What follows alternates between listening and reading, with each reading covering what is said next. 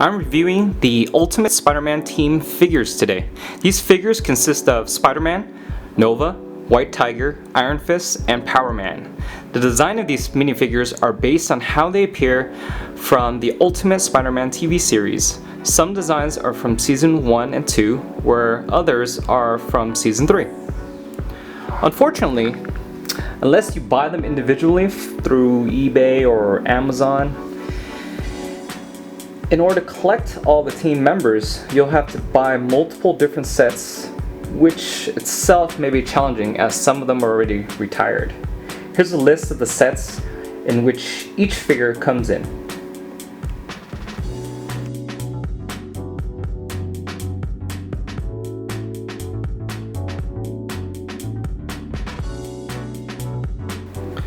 Aside from the fact that each figure comes from a different set, with the exception of Spider-Man of course, each figure is only available once in those particular sets. White Tiger is definitely the most interesting character of the bunch in my opinion. She comes with the new headpiece accessory which originally came out with Black Panther, but this time around in white. And also a black rubber hairpiece extension that just connects to the minifigure's anti-stud on top of the head. I really like this configuration, and I'm much more happier with this than having her ears and hair actually printed on the minifigure head, which Leggo has done before. Her torso design is based on the Season 3 appearance of her and looks great, although I would have preferred that they printed the Season 1 and 2 just for the fact that the amulet is actually on her kind of lower torso and legs, and it would have been cool to see that printed on just to give it a more overall consistency in terms of the level amount of printing on the figure. As it is though, it looks great, and I'm happy with how the face printing and the details on the amulet turned out. Iron Fist is a good minifigure. This minifigure and the design of this minifigure is based on how he appears in Season 1 and 2.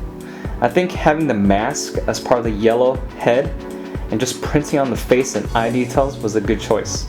I just wish they printed on some of his hair that comes on the side of his face, just like how they have it on the show, and that they printed something on the back of his head to kind of represent the bit that has the knot to hold the mask in place. Otherwise, the rest of the figure looks good, as his outfit's pretty plain to begin with. It's just that it would have been a real treat for fans if we received his Season 3 outfit. Powerman is probably the least accurate of the bunch in my opinion. The torso and face designs are on point. It closely resembles how he appears in the show, and I don't have any complaints there. But I do have complaints pretty much everywhere else. I had high hopes that he would have more printing, especially on the legs and arms originally. This minifigure needs arm and leg printing, plus boots. In the show, he has armbands and armor plating on his biceps and shins of his legs, which would have been really great to have actually printed onto the minifigure. The other huge gripe that I have is the fact that he's bald. The minifigure is bald. In the show, he has hair. There probably aren't any existing hairpiece molds that would fit here well, so it would have been a great opportunity to get a new one specifically for this figure, because, you know, he's part of the Spider-Man Ultimate Spider-Man team. Nova is better, but still isn't all that great. Leggo went with a new helmet mold here, which was a good decision as it looks really great. His torso print is also accurate, but here is yet another case of where you could have used arm printing and boots. As you can see from his character design in the show, he has yellow boots, and there's kind of different parts on his suit that reveals some bits of his arm. Spider-Man is Spider-Man. Everyone has seen this minifigure a bunch of times already, and Leggo has chose not to change the torso and head printing at all for the past few years. But you can't really blame them. The design of the character has been pretty much the same, that's why.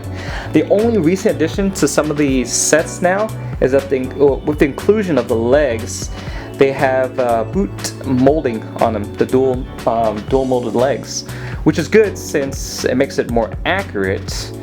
but I did wish they printed the web design onto the boots as well so it would match the torso and head. But hey, you know, it's at the end of the day, it's still a pretty good looking figure. It's just that unfortunately we have to get this figure in every Spider-Man set. That pretty much wraps things up. I really want to release this video since the team is finally completed after the release of White Tiger. I guess they saved the best for last since she is definitely my favorite of the bunch. Let me know what you think of these figures and which one is your favorite. I'll see you in the next one. Bye.